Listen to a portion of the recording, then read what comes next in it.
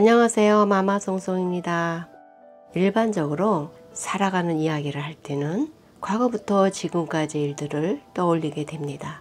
그냥 자연스럽게 훅 떠오르게 되죠.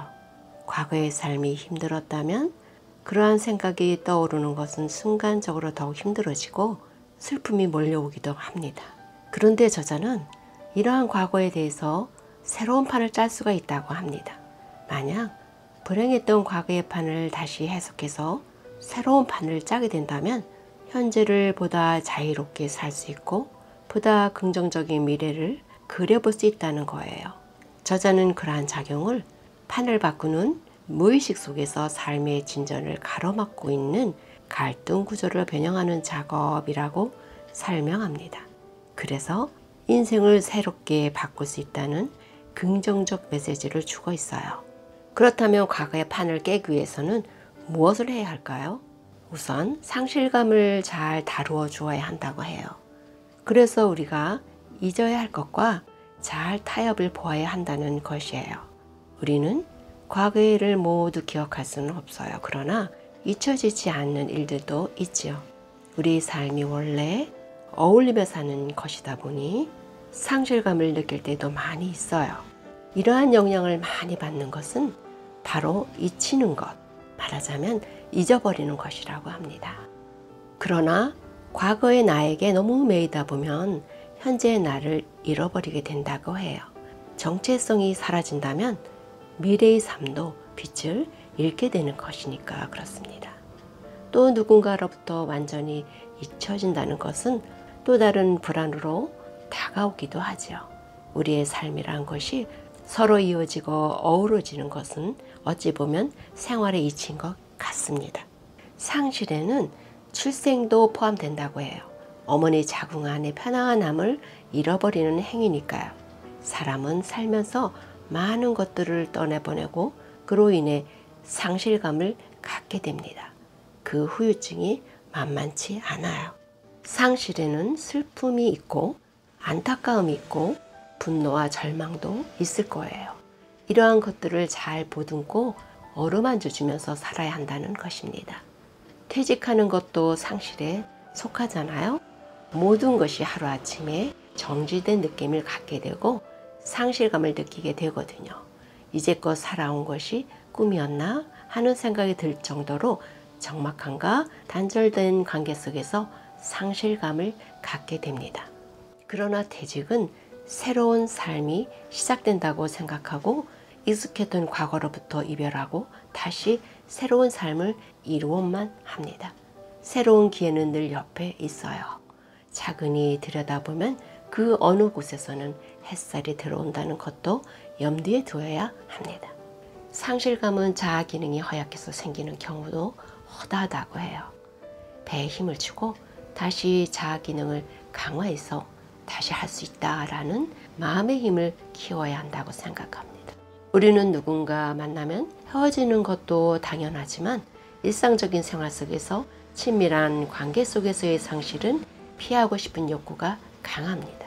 그러나 이러한 단계도 서로에 대한 애정과 관심으로 극복할 수 있다고 해요.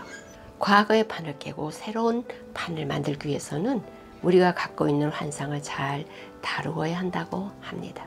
환상은 아름답고 인생을 살아가는데 힘이 되기도 하지만 지나치지 않아야 한다고 해요. 무엇이든지 과도하거나 지나친 것은 삶의 순리를 거스리는 일이 될 거예요. 저자는 지나침은 미치지 못한과 같다라고 합니다. 균형을 유지하기는 힘들지만 최소한 우리가 인지하고 노력한다면 지나침에서 벗어날 수 있을 거예요. 저자는 말하기를 이런 생활에 대한 분석의 궁극적인 지향점은 인생 새롭게 쓰기라고 합니다. 과거의 일이 현실에서 또 미래에서 긍정적으로 작용하고 삶을 풍성하게 만들 수 있는 작업이 필요하면 해야겠지요?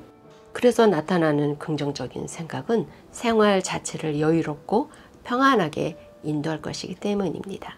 환상 다루기에는 대리만족도 있다고 하네요.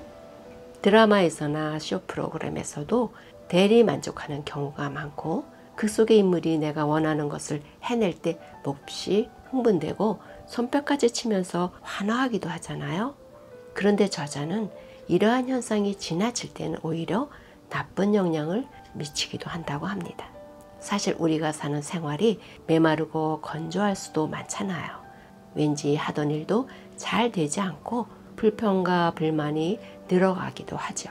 그럴 때 대리만족할 수 있는 대상이 있다면 한결 마음이 풀리는 경험을 하기도 합니다. 그런데 지나침은 좋지 않으니 환상을 잘 다루어야 할 것 같다는 것이지요. 그래도 대체적으로 적절한 환상은 생산적인 에너지를 발산한다고 해요. 정신분석가인 프로이트의 딸인 안나 프로이트는 다음과 같은 말을 했다고 해요. 나는 항상 내가 강해지고 자신감을 가질 수 있는 길을 내 밖에서 찾으려고 했다. 그러나 그 길은 내 안에 있다. 항상 거기에 있다. 과거의 판을 새롭게 하기 위해서는 자기애를 잘 다루어야 한다고 합니다.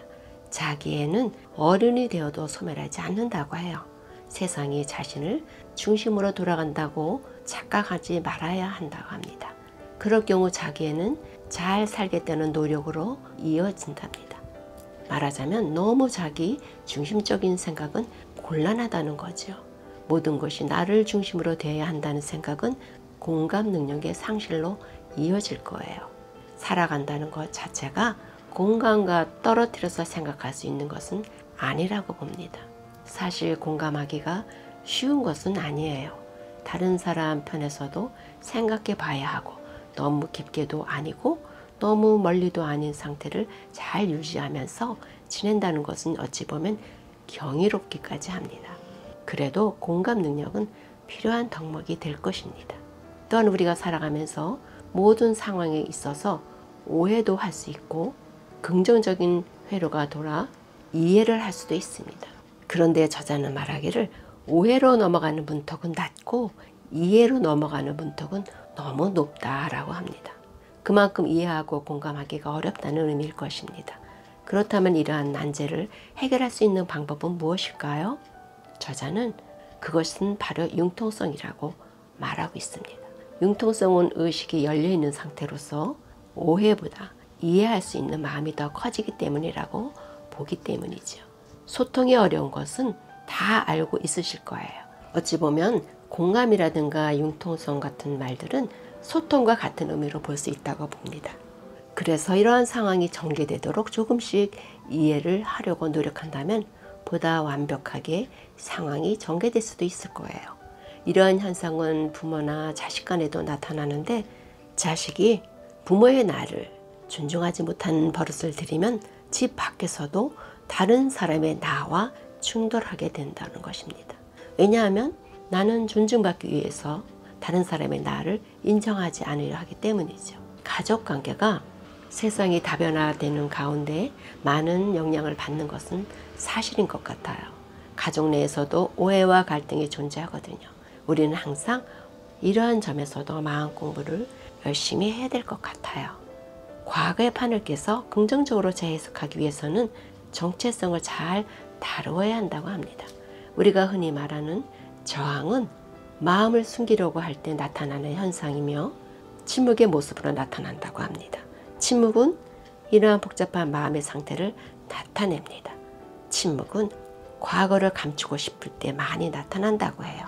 말하고 싶고 그래서 훌훌 털어내고 밝은 곳으로 나오기를 희망하지만 마음속에서 늘 안절부절한 상태가 됩니다. 분노도 올라옵니다. 어찌해야 할까, 이리 할까, 저리 할까 고민도 하고 자신감도 떨어집니다. 공격성도 침묵으로 나타난다고 해요. 이럴 때는 저항을 누러뜨리고 마음 깊은 곳을 들여다보아야 한다고 하네요.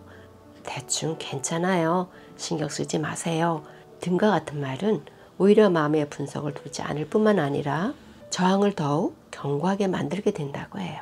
마음을 열어놓도록 돕고 갈등을 이겨내고 침묵을 깨는 연습이 필요할 것입니다. 보다 튼튼한 자아를 위해서 또 긍정적인 생활을 위해서 말입니다. 여러분은 거짓말과 진실 사이에서 중요하다고 생각하는 것을 무엇으로 뽑고 있을까요? 물론 진실의 편에 설 것입니다. 왜냐하면 모두는 진실을 원하기 때문이에요. 그런데 간혹 선의의 거짓말이 필요하다고 생각하고 있으신 않으신가요? 그런데 저자는 이러한 선의 거짓말도 비극으로 사건을 이끌게 될 수 있다고 해요. 결국 거짓말은 좋지 않다는 뜻입니다. 저자는 말하기를 거짓말은 기본적으로 방어라고 합니다. 욕망에 대한 공격, 정체성에 대한 위협, 책임, 어려운 처지, 또 죄책감 등에서 자신을 지키려고 하는 기제라는 거예요. 그러나 빈도가 많아질수록 단위가 커질수록 이러한 행동은 위험을 몰고 올 수 있다고 봅니다. 바른 말하는 데에는 또한 대단한 용기가 필요할 수도 있어요. 그래도 우리는 노력해야 한다고 생각합니다. 과거의 판에서 나와서 새로운 모습으로 태어나기 위해서는 확신의 늪에서 빠져나오라고 합니다. 살다 보면 여러 가지 주제와 문제에 대해서 저마다 전문가라고 확신에 찬 말을 하기도 하고 이건 진심이야 라고 확신하면서 모두가 믿고 따라주기를 바랄 때가 많이 있어요. 그런데 저자는 이러한 현상에 대해서 합리적인 의심이 필요하다고 하네요. 현대는 너무 다양성이 존재하고 답도 다양하고 만들어져가는 형태도 다양함을 가졌기 때문에 합리적인 의심을 해야 한다고 해요. 이러한 작업은 현대의 복합성을 헤쳐나가는 지혜이며 오히려 판단이 어려울 때는 단순함에 기대는 것이 좋은 방법이라고 합니다. 가짜뉴스의 홍수 속에서도 견디는 힘, 마음의 가치를 지키는 힘, 이런 것들은 결국 창의적인 결과물을 낳아서 제대로 정보를 선택할 수 있는 방법이 되기도 한다고 합니다. 너무 복잡한 세상의 물결 속에서 우리가 제대로 살아가기 위해서는 우리는 스스로 지혜롭고 명확한 나름의 내적인 힘을 길러야 하지 않을까 싶어요. 인생을 재정비해서 잘 살아가기 위해서는 고집을 버리고 융통성 있는 삶을 사는 것이라고 저자는 말하고 있습니다. 다양성을 인정하고 각자의 안경으로 사물, 사건, 인물을 보기, 또 서로 다르게 보이는 양상에 대해서 서로를 이해하고 융통성 있게 사는 것이 쉽지는 않지만 적어도 그러한 노력을 하는 것만으로도 상당한 효과가 있지 않을까 생각해 봅니다. 과거의 판을 깨고 인생을 새롭게 해석하는 것이 쉽진 않아도 할 수 있는 방법이고 이러한 과정은 결국 내 삶의 관점을 바꾸어 놓을 것입니다. 관점이 바뀌면 삶의 융통성이 발휘될 것이고 보다 나의 내면을 들여다볼 기회도 더 많이 생길 것이고 보고 싶지 않은 것도 품을 수 있을 것이고 마음의 불안을 어느 정도는 잠재울 수 있을 힘이 생기지 않을까 생각해 봅니다. 기간을 정해놓고 사는 인생이 아니니 할 수 있는 만큼 조금씩 이루어가면 어떨까 하는 생각도 해보네요. 오늘은 인생의 판을 바꾸는 마음의 힘에 대해서 여러분과 함께하는 시간을 가졌어요. 끝없이 이어지고 부딪히는 삶의 판들을 거부하지 않고 어떻게 잘 보듬으며 나아갈 수 있을지에 대해서 조금은 마음에 길이 생긴 것 같아 용기를 가져봅니다. 여러분 오늘도 좋은 하루 보내시기 바랍니다. 다음 시간까지 안녕히 계세요. 마마송송이었습니다.